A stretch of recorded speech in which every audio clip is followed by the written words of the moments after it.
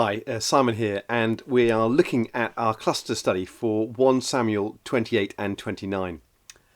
And just to set a bit of background to this, and I know you've been working through 1 Samuel over these last few weeks and months.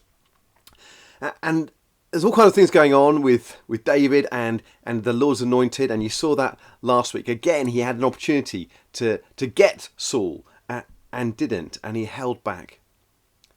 And now you have the situation where David is hiding from Saul in the land of the Philistines and raiding people nearby. He's sort of telling stories to the Philistines about who he's raiding, and he's not really telling the truth.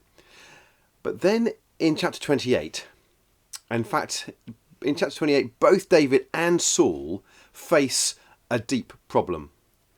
David is commanded by the Philistines and their prince Achish to fight with him against Israel. What would he do? Particularly given that David has withheld from attacking Saul and killing him. Now, before we find the answer to that in chapter 29, and there's a real sense of tension, we move to a problem facing Saul. And Saul's on the other side of the equation, where he is facing this attack of the Philistines. And what would he do? Particularly without the counsel of the prophet Samuel.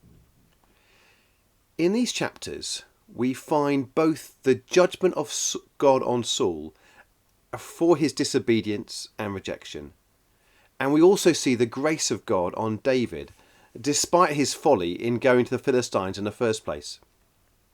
It's both a warning from God about the consequences of rejecting him, and also an encouragement to trust him, even in the face of trouble and folly.